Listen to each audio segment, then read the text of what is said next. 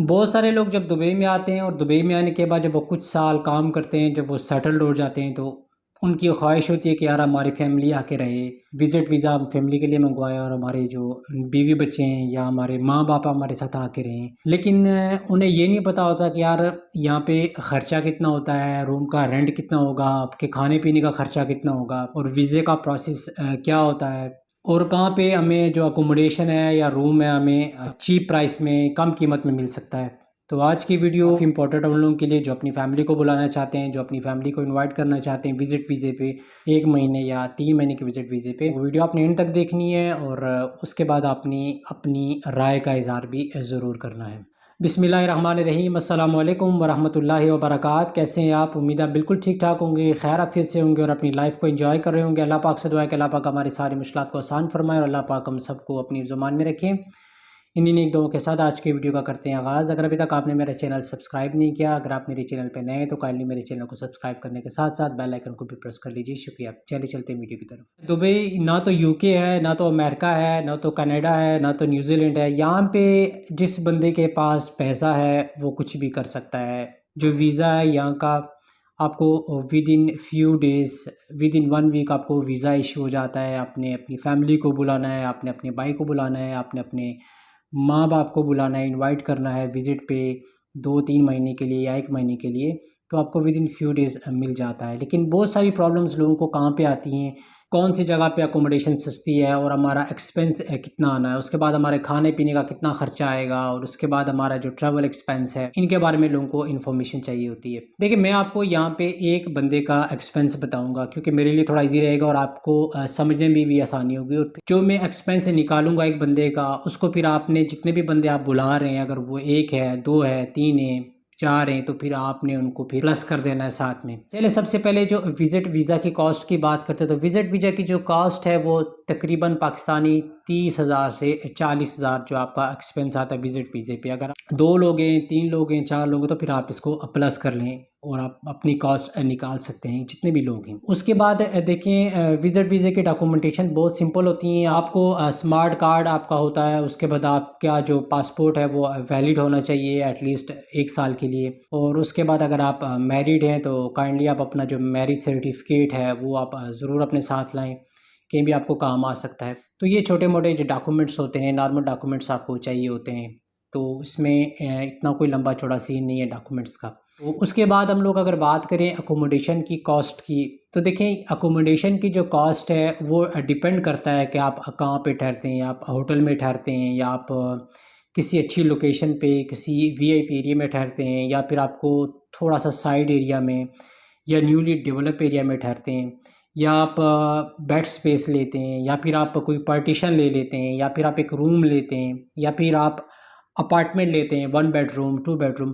तो ये वेरी करता है अकोमोडेशन को जो चार्ज है वो वेरी करता है कि आप लेते क्या हैं। जैसे मैंने बताया आप बेड स्पेस भी मिल जाती है, उसके बाद आपको पार्टीशन भी मिल जाती है। जैसे एक रूम में वो 3 से 4 पार्टीशनें बनाते हैं, फिर आपको एक मास्टर बेडरूम भी मिल सकता है। उसके बाद आप 1 बेडरूम, स्टूडियो अपार्टमेंट, 2 बेडरूम अब जितना आप ऊपर जाते जाएँगे, जितनी आप अच्छी लोकेशन पे रहेंगे तो उसका कॉस्ट बढ़ता जाएगा। लेकिन मैं आपको एक नॉर्मल लोकेशन की कॉस्ट बताता हूँ। फॉर एग्ज़ाम्पल अगर किसी आप नॉर्मल एरिया में रहते हैं या कोई बहुत डेवलप एरिया नहीं है या कोई वीआईपी एरिया नहीं है, तो वहाँ पे आपको अगर एक मास्टर बेडरूम अगर आपको चाहिए एक नॉर्मल से एरिया में, तो वो आपको 2000 से 2500 दिरहम पर मंथ में आपको मिलेगा। एक रूम मिलेगा आपको, उसके साथ अटैच वॉशरूम होगा और साथ किचन जो है वो आपको कॉमन लोगों के साथ शेयर करना पड़ेगा।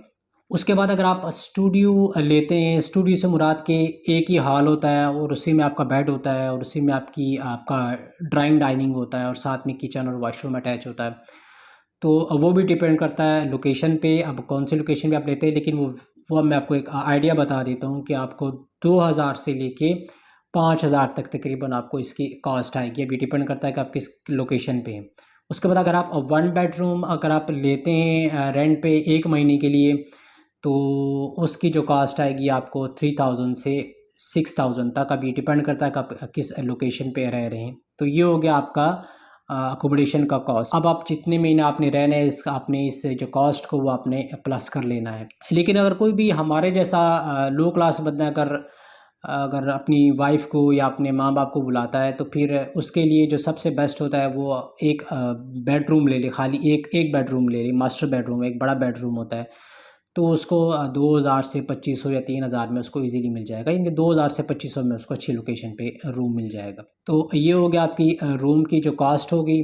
उसके बाद अगर हम लोग बात करें खाने पीने का ख़र्चा, तो आपको पता है कि जब आपकी फैमिली आती है, आपके माँ बाप आते हैं या बच्चे आते हैं या आपके भाई आते हैं या कोई भी आपका रिलेटिव जिसको आप इन्वाइट करते हैं, तो डेली तो आप घर में उनको खिला नहीं सकते, तो आपको उनको बाहर भी लेके जाना है, उनको होटल में या किसी अच्छी जगह पे उनको खाना भी खिलाना होता है।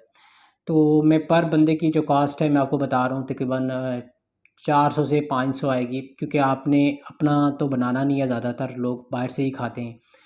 तो अगर आप अपना अपने घर का बनाएंगे, मतलब आप सुपरमार्केट से सामान वगैरह लेके अगर अपने घर में बनाएंगे, तो फिर आप उसकी जो कॉस्ट है वो तकरीबन 200 से 300 आएगी एक बंदे की।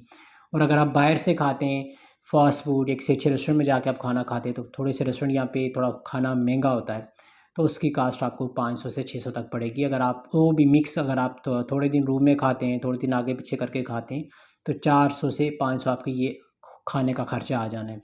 उसके बाद अगर आपके पास गाड़ी है ट्रैवलिंग के लिए, आने जाने के लिए, तो बहुत अच्छी बात है। अगर आपके पास गाड़ी नहीं है बट आपके पास लाइसेंस है, तो आप गाड़ी रेंट पे ले सकते हैं। अच्छी गाड़ी आपको यहाँ पे 6 से 700 पर मंथ के हिसाब से आपको रेंट पे मिल जाएगी, और आप उसकी जो पेट्रोल की, जो गैस की जो कॉस्ट है वो 400 से 500 वो लगा ली, इनके गाड़ी का ख़र्चा आपका 1000 दिरहम आ जाना है। लेकिन अगर आप गाड़ी इस्तेमाल नहीं करते, आप मेट्रो या बस में ट्रैवल करना चाहें, तो फिर वो भी आप कर सकते हैं। उसका जो ख़र्चा है आपको पर हेड आपका तकरीबन 100 से 150 दिरहम आएगा, अगर आप ज़्यादा ट्रैवल करते हैं तो उसके बाद जो आप शॉपिंग करते हैं, जो आप चीज़ें ख़रीदते हैं, जो सामान ख़रीदते हैं बच्चों के लिए या जो भी आपने जिस बंदे को इनवाइट किया तो उनके लिए, तो फिर वो आपके अलग जो आपकी कास्ट है, अब ये डिपेंड करता है आप क्या ख़रीदते हैं और कहाँ से ख़रीदते हैं।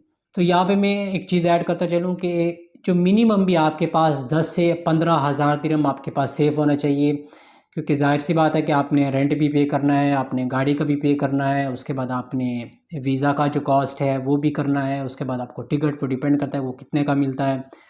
तो सारी चीज़ें मिला आपका वो 10 से 15 हज़ार आपके पास कैश होना चाहिए, और साथ साथ में आप काम करते रहें और आपकी सैलरी भी आती रहेगी, तो आपका ख़र्चा भी घर का चलता रहेगा। तो जो सबसे बेस्ट जो टाइम होता है, जो सीज़न होता है फैमिली को इनवाइट करने का, वो सर्दी में होता है, जैसे दिसंबर, जनवरी, फरवरी, मार्च, इवन कि अप्रैल।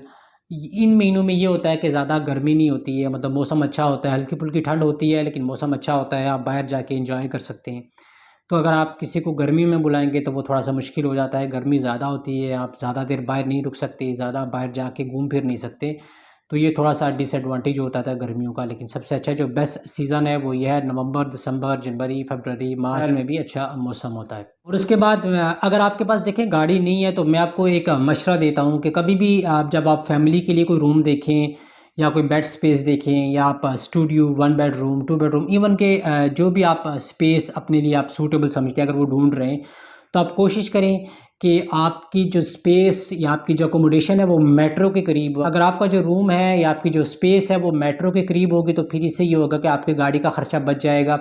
आप मेट्रो स्टेशन में आपकी जो अप्रोचिंग ईजी हो जाएगी, आपको ज़्यादा आगे पीछे जाना नहीं पड़ेगा। अगर मेट्रो के करीब आपको एक्सपेंसिव पड़ रहा है, तो फिर मैं आपको ये सजेस्ट करूँगा कि जहाँ पे बस स्टॉप हो, नियरेस्ट में बस स्टॉप हो, वहाँ पे आप अपनी अकोमोडेशन ले सकते हैं, क्योंकि वहाँ से आप बस में बैठ के आप ट्रेन को कनेक्ट कर सकते हैं। तो ये थी डिटेल फैमिली वीज़े की। आपको मैंने सारी चीज़ों का एक्सपेंस बता दिया, एक आइडिया दे दिया, इसमें ऊपर नीचे कुछ हो सकता है, अब ये डिपेंड करता है कि आप फ़्लाइट का क्या रेट है। फ़्लाइट टिकट आपको पता है आजकल बहुत एक्सपेंसिव है, तो अब ये डिपेंड करता है कि आपको फ़्लाइट टिकट कितना का मिलता है। अगर 50,000 का मिलता है, 1 लाख का मिलता है, तो वीज़े का एक्सपेंस मैंने आपको बता दिया। अकोमोडेशन का अप्रॉक्सीमेटली मैंने आपको बता दिया कि कितने से लेके कितने तक आपको कौन सा साइज़ मिल सकता है। उसके बाद मैंने आपको ट्रैवलिंग का बता दिया।